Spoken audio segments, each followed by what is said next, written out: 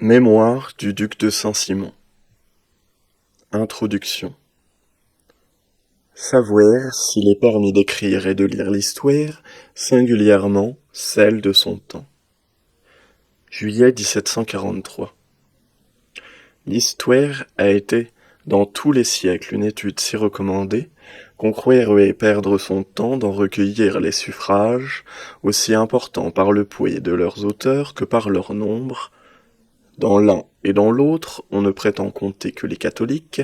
et on sera encore assez fort s'il ne s'en trouvera même aucun de quelque autorité dans l'Église qui ait laissé par écrit aucun doute sur ce point.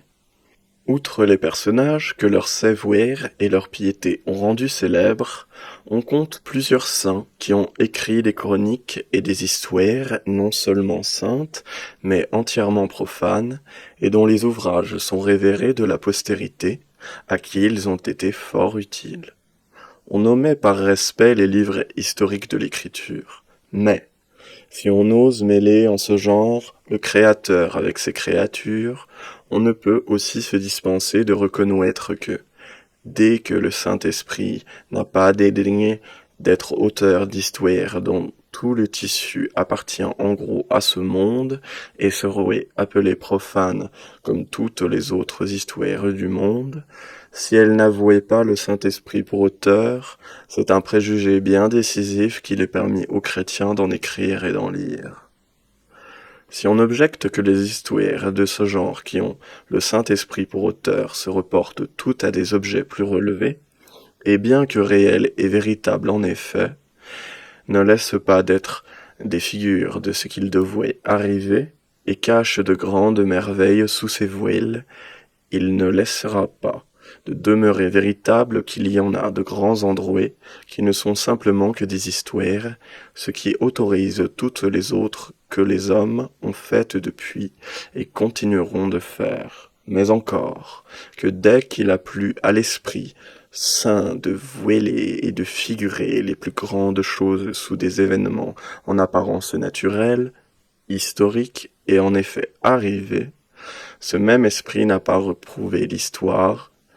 puisqu'il lui a plu de s'en servir pour l'instruction de ses créatures et de son Église. Ces propositions, qui ne se peuvent impugner avec de la bonne foi, sont d'une transcendance en faveur de l'histoire à ne souffrir aucune réplique. Mais sans se départir d'un si divin appui, cherchons d'ailleurs ce que la vérité, la raison, la nécessité et l'usage approuvés dans tous les siècles pourront fournir sur ce prétendu problème. Que sait-on qu'on n'ait point appris?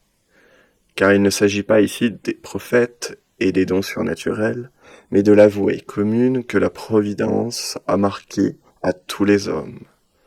Le travail est une suite et la peine du péché de notre premier père. On n'entretient le corps que par le travail du corps, la sueur et les œuvres des mains. On éclaire l'esprit que par un autre genre de travail, qui est l'étude. Et comme il faut des maîtres, pour le moins des exemples sous les yeux, pour apprendre à faire les œuvres des mains dans chaque art ou métier, à plus forte raison en faut-il pour les sciences et les disciplines si diverses, propres à l'esprit, sur lesquelles l'inspection des yeux et des sens n'ont aucune prise.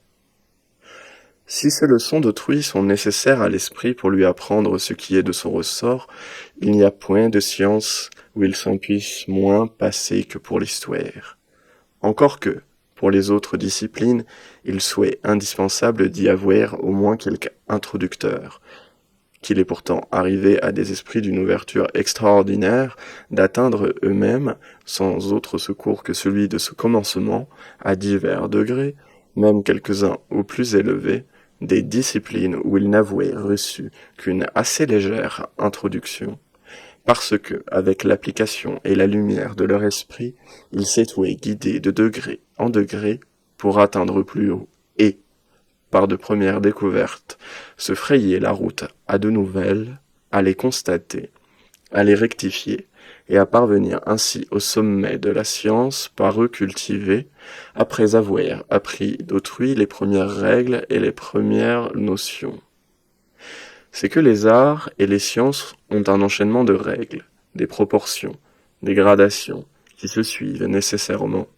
et qui ne sont, par conséquent, pas impossibles à trouver successivement par un esprit lumineux, solide et appliqué, qui en a reçu d'autrui les premiers éléments et comme la clé, quoique ce soit une chose extrêmement rare, et que pour presque la totalité il faille être conduit d'échelon en échelon par les diverses connaissances et les divers progrès de la main d'un habile maître, qui sait proportionner ses leçons à l'avancement qu'il remarque dans ceux qu'il instruit. Mais l'histoire est d'un genre entièrement différent de toutes les autres connaissances. Bien que tous les événements généraux et particuliers qui la composent soient causes l'un de l'autre, et que tout y soit lié ensemble par un enchaînement si singulier que la rupture d'un chaînon ferait manquer, ou pour le moins changer, l'événement qui le suit, il est pourtant vrai qu'à la différence des arts, surtout des sciences, où un degré, une découverte, conduit à un autre certain,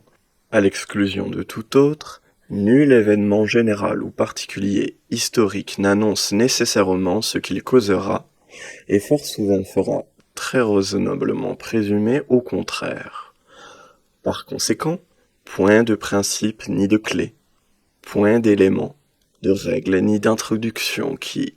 une fois bien compris par un esprit pour lumineux, solide et appliqué qu'il soit, puisse le conduire de soi-même aux événements divers de l'histoire, d'où résulte la nécessité d'un maître continuellement à son côté, qui conduise de fait en fait, par un récit lié dont la lecture apprenne ce qui, sans elle, serait toujours nécessairement et absolument ignoré. C'est ce récit qui s'appelle l'histoire. Et l'histoire comprend tous les événements qui se sont passés dans tous les siècles et dans tous les lieux. Mais si elle s'en tenait à l'exposition nue et sèche de ces événements, elle deviendrait un fait inutile et accablant. Inutile parce que peu importerait à l'instruction d'avoir la mémoire chargée de faits inanimés et qui n'apprennent que des faits secs et pesants à l'esprit, à qui nul enchaînement ne les range et ne les rappelle. Accablant par un fatras sans ordre et sans lumière qui puisse conduire à plus qu'à plier sous la pesanteur d'un amas de faits détachés et sans liaison l'un à l'autre, dont on ne peut faire aucun usage utile ni raisonnable. Ainsi, pour être utile, il faut que le récit des faits découvre leurs origines, leurs causes, leurs suites et leur liaison des uns aux autres, ce qui ne se peut faire que par l'exposition des actions des personnages qui ont eu part à ces choses. Et comme sans cela les faits demeureraient un chaos tel qu'il a été dit, autant en serait-il des actions de ces personnages, si on s'en tenait à la simple exposition de leurs actions. Par conséquent, de toute l'histoire, si on ne le faisait connaître quels ont été ces personnages, ce qui les a engagés à la part qu'ils ont eu aux faits qu'on raconte, et le rapport d'union ou d'opposition qu'il y a eu entre eux. Plus donc on a de lumière là-dessus, et plus les faits deviennent intelligibles, plus l'histoire devient curieuse et intéressante, plus on instruit par les exemples des mœurs et des causes des événements. C'est ce qui rend nécessaire de découvrir les intérêts, les vices, les vertus, les passions, les haines, les amitiés et tous les autres ressorts tant principaux que incidents des intrigues, des cabales, des actions publiques et particulières qui ont part aux événements qu'on écrit, et toutes les divisions, les branches, les cascades qui deviennent les sources et les causes d'autres intrigues et qui forment d'autres événements. Pour une juste exécution, il faut que l'auteur d'une histoire générale ou particulière possède à fond sa matière par une profonde lecture, par une exacte confrontation, par une juste comparaison d'auteurs les plus judicieusement choisis, et par une sage et savante critique, le tout accompagné de beaucoup de lumière et de discernement. J'appelle histoire générale celle qui l'est en effet par son étendue de plusieurs nations ou de plusieurs siècles de l'Église, ou d'une même nation, mais de plusieurs règnes, ou d'un fait ecclésiastique éloigné et fort étendu. J'appelle histoire particulière celle du temps et du pays où on vit.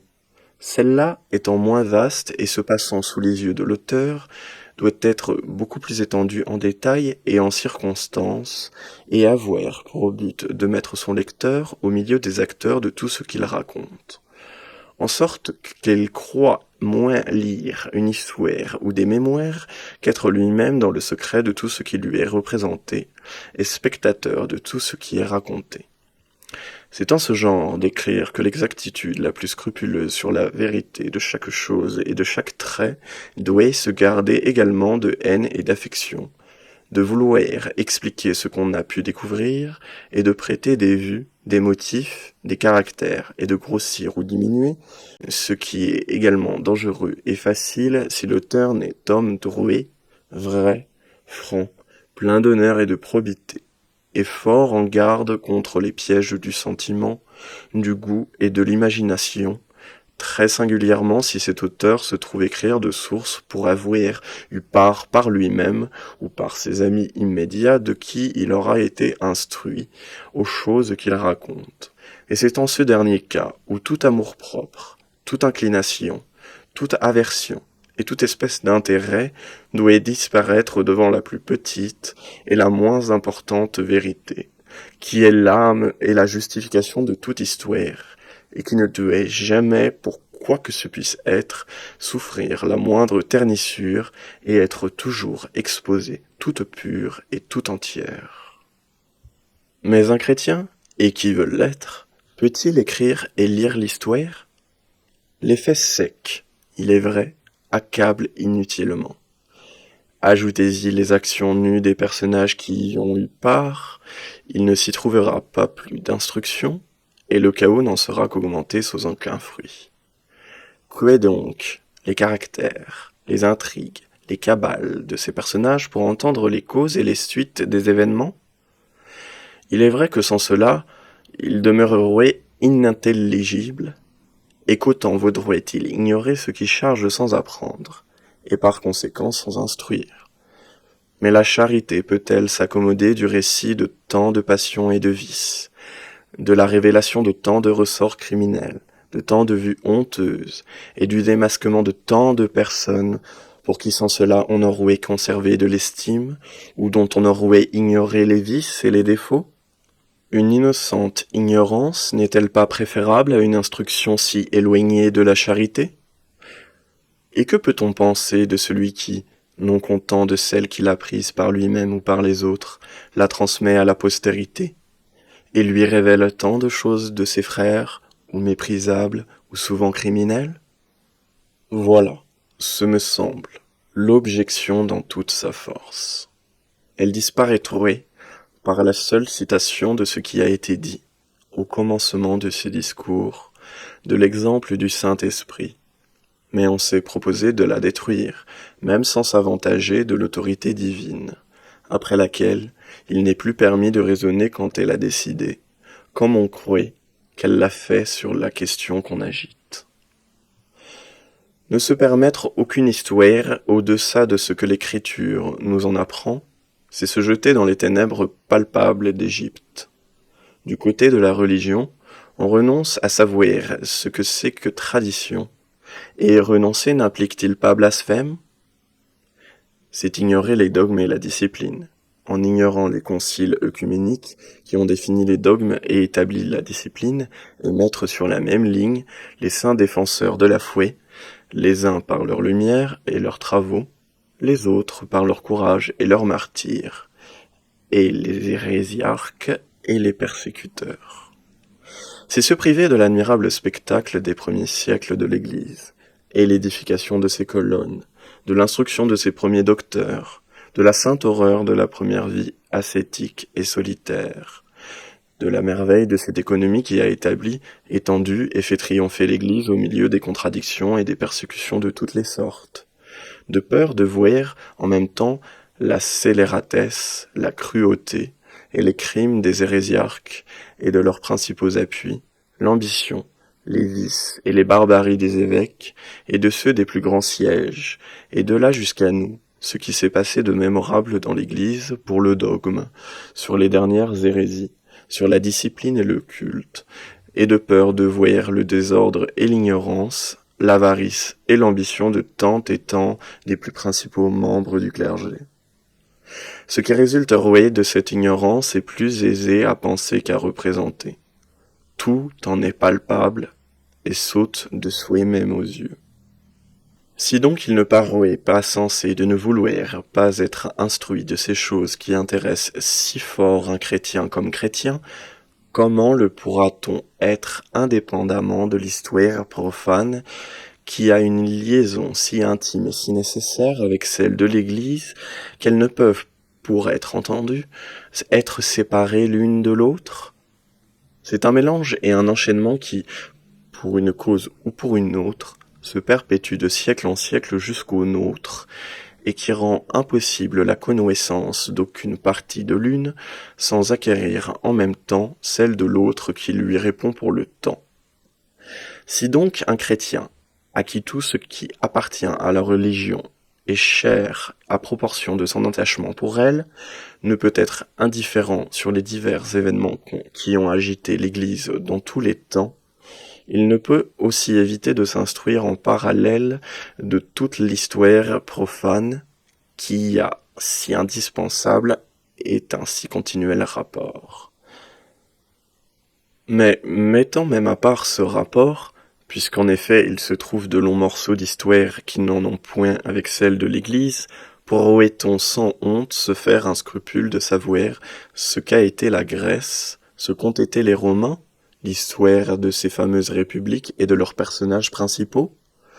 Oserait-on ignorer par scrupule les divers degrés de leur changement, de leur décadence, de leur chute,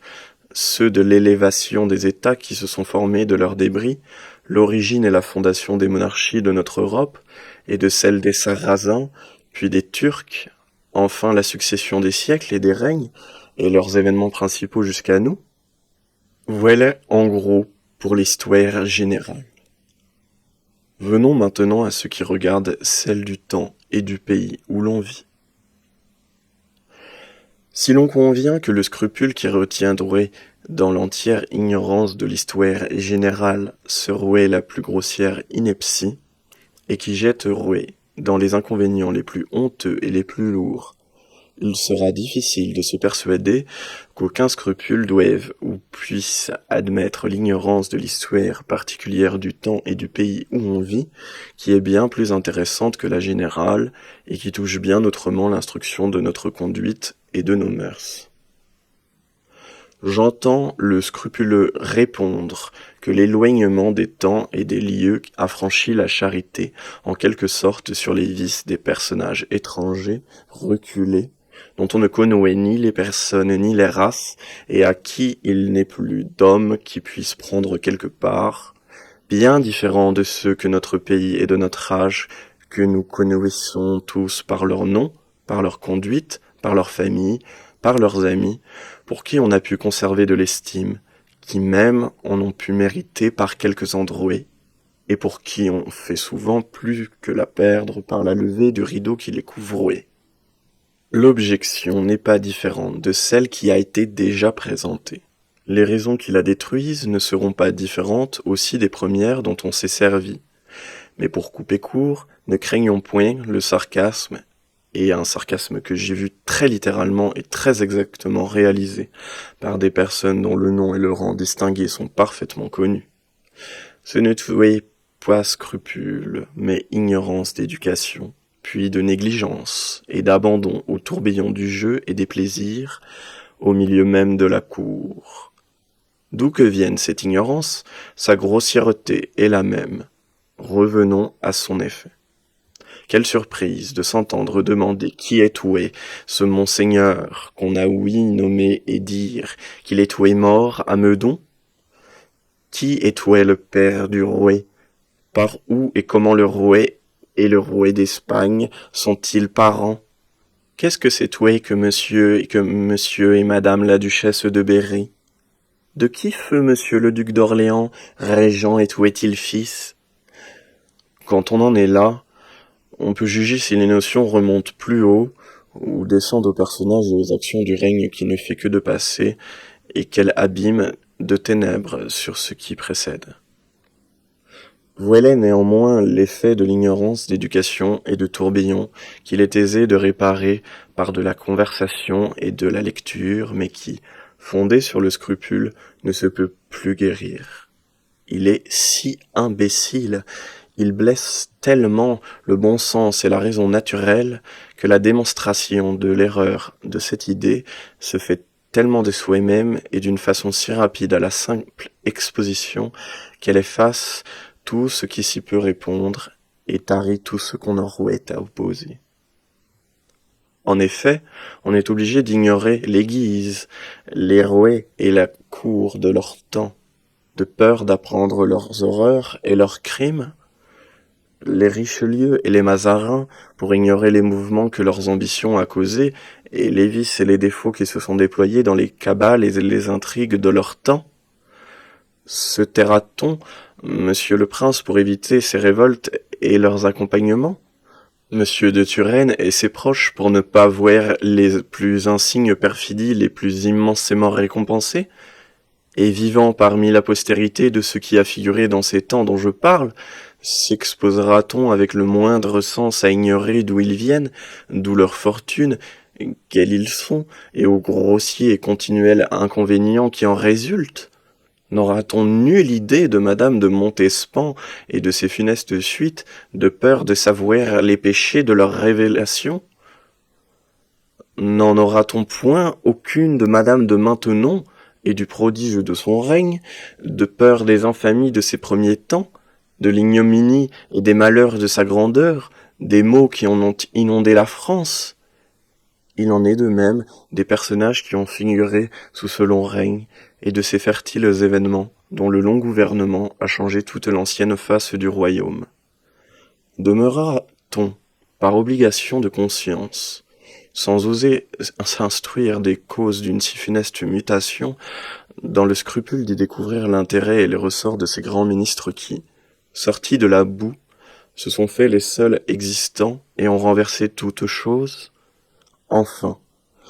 se cachera-t-on jusqu'au présent pour ne point voir les désordres personnels d'un régent, les forfaits d'un premier ministre, les barbaries et l'imbécilité du successeur, les faussetés, les bévues, l'ambition sans borne, les crimes de celui qui vient de passer, dont la jalousie et l'insuffisance plongent aujourd'hui l'État dans la situation la plus dangereuse et dans la plus ruineuse confusion? Qui pourrait résister à un problème si insensé, je dis si radicalement impossible? Qui n'en serait pas révolté? Ces scrupuleux persuaderont-ils que Dieu demande ce qui est opposé à lui-même puisqu'il est lumière et vérité, c'est-à-dire que l'on s'aveugle en faveur du mensonge de peur de voir la vérité? Qu'il a donné des yeux pour les tenir exactement fermés sur tous les événements et les personnages du monde, du sens et de leur raison, pour n'en faire d'autre usage que de les abrutir, et pour nous rendre pleinement grossiers, stupides, ridicules et parfaitement incapables d'être soufferts parmi les plus charitables même des autres hommes? Rendons au Créateur un culte plus raisonnable. Et n'omettons point le salut que le Rédempteur nous a acquis au prix indigne de l'abrutissement absolu et du parfait impossible. Il est trop bon pour vouloir l'un et trop juste pour exiger l'autre. Fuyons la folie des extrémités qui n'ont d'issue que les abîmes, et, avec saint Paul, ne craignons pas de mettre notre sagesse sous la mesure de la sobriété, mais de la pousser au-delà de ses justes bornes. Servons-nous donc des facultés qu'il a plu à Dieu de nous donner, et ne croyons pas que la charité défende de voir toutes sortes de vérités, et de juger des événements qui arrivent et de tout ce qui en est l'accompagnement. Nous ne devons pour le moins autant de charité qu'aux autres, nous devons donc nous instruire pour n'être pas des hébétés, des stupides, des dupes continuels. Nous ne devons pas craindre, mais chercher à connaître les hommes bons et mauvais pour n'être pas trompés, et sur un sage discernement régler notre conduite et notre commerce, puisque l'une et l'autre est nécessairement avec eux. et dans une réciproque dépendance les uns des autres. Faisons-nous un miroir de cette connaissance pour former et régler nos mœurs, fuir, éviter, abhorrer ce qui doit l'être, aimer, estimer, servir ce qui le mérite, et s'en approcher par l'imitation et par une noble ou sainte émulation. Connaissons donc, tant que nous pourrons, la valeur des gens et le prix des choses. La grande étude est de ne s'y pas méprendre au milieu d'un monde la plupart si soigneusement masqué. Et comprenons que la connaissance est toujours bonne, mais que le bien ou le mal consiste dans l'usage que l'on en fait. C'est là où il faut mettre le scrupule, et où la morale chrétienne, l'étendue de la charité, en un mot, la loi nouvelle doivent sans cesse éclairer et contenir nos pas, et non pas le jeter sur les connaissances dont on ne peut trop acquérir. Les mauvais, qui dans ce monde ont déjà tant d'avantages sur les bons, en auraient un autre bien étrange contre eux, s'il n'était pas permis aux bons de les discerner, de les connaître, par conséquent de s'en garer, d'en avertir à même fin, de recueillir ce qu'ils sont, ce qu'ils ont fait à propos des événements de la vie, et, s'ils ont peu ou beaucoup figuré, de les faire passer tels qu'ils sont et qu'ils ont été à la postérité en lui transmettant l'histoire de leur temps. Et d'autre part, quant à ce monde, les bons seraient bien maltraités de demeurer, comme bêtes brutes, exposés aux mauvais sans connaissance et par conséquent sans défense, et leur vertu enterrée avec eux. Par là toute vérité éteinte, tout exemple inutile, toute instruction impossible, et toute providence restreinte dans la fouet, mais anéantie aux yeux des hommes. Distinguons donc ce que la charité commande d'avec ce qu'elle ne commande pas, et d'avec ce qu'elle ne veut pas commander, parce qu'elle ne veut commander rien de préjudiciable, et que sa lumière ne peut être la mère de l'aveuglement. La charité, qui commande d'aimer son prochain comme soi-même, décide par cela seule la question. Par ce commandement, elle défend les contentions, les querelles, les injures, les haines, les calomnies, les médisances, les railleries piquantes, les mépris. Tout cela regarde les sentiments intérieurs qu'on doit réprimer en soi-même et les effets extérieurs de ces choses défendues dans l'exercice du commerce de la société. Elle défend de nuire et de faire, même de souhaiter, du mal à personne. Mais quelque absolu que paraisse un commandement si étendu, il faut toujours reconnaître qu'il a ses bornes et ses exceptions. La même charité qui impose toutes ses obligations n'impose pas celle de ne pas voir les choses et les gens tels qu'ils sont. Elle n'ordonne pas, sous prétexte d'aimer les personnes parce que ce sont nos frères, d'aimer en eux leurs défauts, leurs vices, leurs mauvais desseins, leurs crimes. Elle n'ordonne pas de s'y exposer, elle ne défend pas, mais elle veut même qu'on en avertisse ceux qu'ils menacent, même qu'ils regardent pour qu'ils puissent s'en garantir, et elle ne défend pas de prendre tous les moyens légitimes pour s'en mettre à couvert. Tout est plein de cette pratique chez les saints les plus révérés, et les plus illustres, qui n'ont pas même épargné les découvertes des faits les plus fâcheux, ni les invectives les plus amères, contre les méchants particuliers dont ils ont eu à se défendre ou qu'ils ont cru devoir décrier. Et quand je dis les méchants particuliers, cette expression n'est que pour exclure la généralité vague, montrer qu'ils s'en sont pris aux personnes de leur temps et quelquefois les plus élevés dans l'Église ou dans le monde. La raison de cette conduite est évidente, c'est que la charité n'est destinée que pour le bien, et autant qu'on le peut conserver pour les personnes. Mais dès qu'elle devient préjudiciable au bien, et qu'il ne s'agit plus que de personnes et de personnes, il est clair qu'elle est due au bon aux dépens des mauvais, à qui il n'est pas permis de laisser le champ libre, d'opprimer et de nuire aux bons, faute de les avertir, de les défendre, de publier autant qu'il le faut, les artifices, les mauvais desseins, la conduite dangereuse, les crimes même des mauvais, qui, si on les laissait faire, deviendraient les maîtres de toutes leurs entreprises, et réussiraient sûrement, toujours contre les bons, et qui, malgré ces secours, les accablent si souvent. De cet éclaircissement, il en résulte un autre. C'est que le chrétien, à qui la charité défend de mal parler et de nuire à son prochain, et dans toute l'étendue qui vient d'être rapportée, est par elle-même obligé à tout le contraire en certains cas, différents encore de ceux qui viennent d'être remarqués. Ceux qui ont la confiance des généraux, des ministres, encore plus ceux qui ont celle des princes, ne doivent pas leur laisser ignorer les mœurs, la conduite, les actions des hommes. Ils sont obligés de les leur faire connaître tels qu'ils sont, pour les garantir des pièges, de surprises et surtout de mauvais choix. C'est une charité due à ceux qui gouvernent, de qui regardent très principalement le public qui doit être toujours préféré aux particuliers. Les conducteurs de la chose publique, en tout ou en partie, sont trop occupés d'affaires, trop circonvenus, trop flattés, trop aisément abusés et trompés par le grand intérêt de le faire pour pouvoir bien démêler et discerner. Ils sont sages de se faire éclairer sur les personnes, et heureux lorsqu'ils se trouvent des amis vrais et fidèles, qui les empêchent d'être séduits. Et le public, ou la portion du public qui en est gouvernée, a grande obligation à ses conseillers éclairés, qui les préservent de tant de sortes d'administrations dans lesquelles il a toujours tant à souffrir quand elles sont commises en de mauvaises mains. Et il ne suffit pas à ceux qui ont l'oreille de ces puissants du siècle d'attendre qu'ils les consultent sur certaines personnes mauvaises. Ils doivent prévenir leur goût, leur facilité, les embûches qui leur sont dressées, et les prévenir à temps d'y tomber.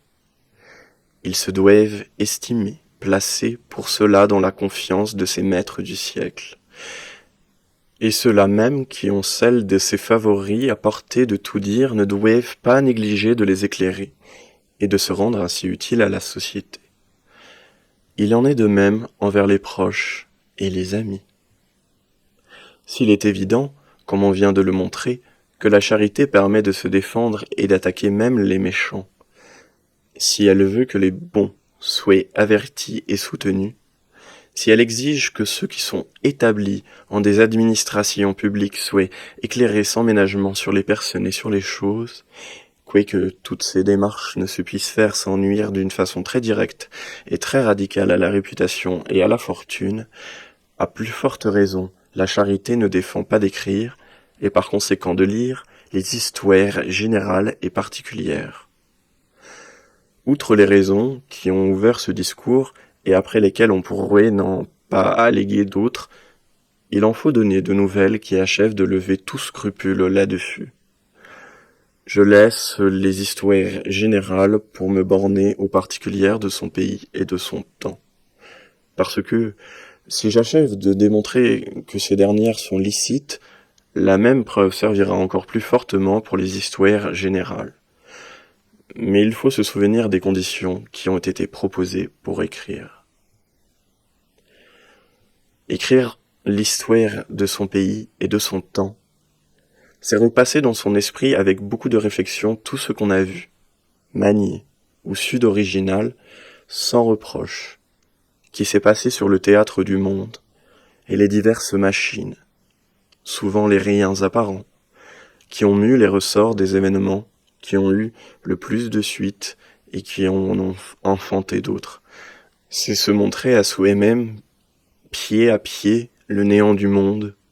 de ses craintes, de ses désirs, de ses espérances, de ses disgrâces, de ses fortunes, de ses travaux. C'est se convaincre du rien de tout, par la courte et rapide durée de toutes ces choses et de la vie des hommes. C'est se rappeler un vif souvenir que nul des heureux du monde ne l'a été, et que la félicité, ni même la tranquillité, ne peut se trouver ici-bas. C'est mettre en évidence que, s'il est oui possible que cette multitude de gens de qui on fait une nécessaire mention avaient pu lire dans l'avenir le succès de leurs peines, de leurs sueurs, de leurs soins, de leurs intrigues, tous, à une douzaine près tout au plus, se seraient arrêtés tout court dès l'entrée de leur vie et auraient abandonné leur vue et leurs plus chères prétentions. Et que, de cette douzaine encore, leur mort, qui termine le bonheur qu'ils s'étaient proposé, n'a fait qu'augmenter leurs regrets par le redoublement de leurs attaches, et rend pour eux comme non avenus tous ceux à quoi ils étaient parvenus. Si les livres de piété représentent cette morale, si capables de faire mépriser tout ce qui se passe ici-bas, d'une manière plus expresse et plus argumentée, il faut convenir que cette théorie, pour belle qu'elle puisse être, ne fait pas les mêmes impressions que les faits et les réflexions qui naissent de leur lecture. Ce fruit que l'auteur en tire le premier se recueille aussi par ses lecteurs. Ils y joignent de plus l'instruction de l'histoire qu'ils ignoraient. Cette instruction forme ceux qui ont à vivre dans le commerce du monde, et plus encore s'ils sont portés en celui des affaires. Les exemples dont ils se sont remplis les conduisent et les préservent d'autant plus aisément qu'ils vivent dans les mêmes lieux où ces choses se sont passées, et dans un temps encore trop proche pour que ce ne soient pas les mêmes mœurs et le même genre de vie, de commerce et d'affaires. Ce sont des avis et des conseils qu'ils reçoivent de chaque coup de pinceau à l'égard des personnages et de chaque événement par le récit des occasions et des mouvements qui l'ont produit. Mais des avis et des conseils pris de la chose et des gens par eux-mêmes qu'ils les lisent, et qu'ils reçoivent avec d'autant plus de facilité qu'ils sont tout nus, et n'ont ni la sécheresse, ni l'autorité, ni le dégoût, qui rebutent et qui font échouer, si ordinairement les conseils et les avis de ceux qui se mêlent d'en vouloir donner. Je ne voyais donc rien de plus utile que cette double et si agréable manière de s'instruire par la lecture de l'histoire de son temps et de son pays, ni conséquemment de plus permis que de l'écrire.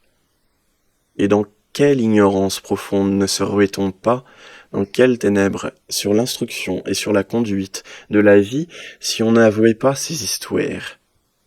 Aussi voit-on que la Providence a permis qu'elles n'ont presque point manqué, nonobstant les pertes infinies qu'on a faites dans tous les temps par la négligence de les faire passer d'âge en âge en les transcrivant avant l'impression, et depuis par les gênes que l'intérêt y a mises, par les incendies et par 1000 autres accidents. L'histoire a un avantage à l'égard de la charité sur les occasions où on vient de voir qu'elle permet, et quelquefois qu'elle prescrit, d'attaquer et de révéler les mauvais. C'est que l'histoire n'attaque et ne révèle que des gens morts, et morts depuis trop longtemps, pour que personne prenne part en eux. Ainsi, la réputation, la fortune et l'intérêt des vivants n'y sont en rien altérés. Et la vérité paraît sans inconvénient dans toute sa pureté. La raison de cela est claire. Celui qui écrit l'histoire de son temps, qui ne s'attache qu'au vrai, qui ne ménage personne, se garde bien de la montrer. Que n'aurait-il point à craindre de tant de gens puissants, offensés en personne, ou dans leurs plus proches par les vérités les plus certaines, et en même temps les plus cruelles? Il faudrait donc qu'un écrivain eût perdu le sens pour laisser soupçonner seulement qu'il écrit. Son ouvrage doit mûrir sous la clé et les plus sûres serrures, passer ainsi à ses héritiers, qui feront sagement de laisser couler plus d'une génération ou deux, et de ne laisser paraître l'ouvrage que lorsque le temps leur a mis à l'abri des ressentiments. Alors, ce temps ne sera pas assez éloigné pour avoir jeté des ténèbres. On a lu avec plaisir, fruit et sûreté, beaucoup de diverses histoires et mémoires de la minorité de Louis XIV, aussitôt après sa mort.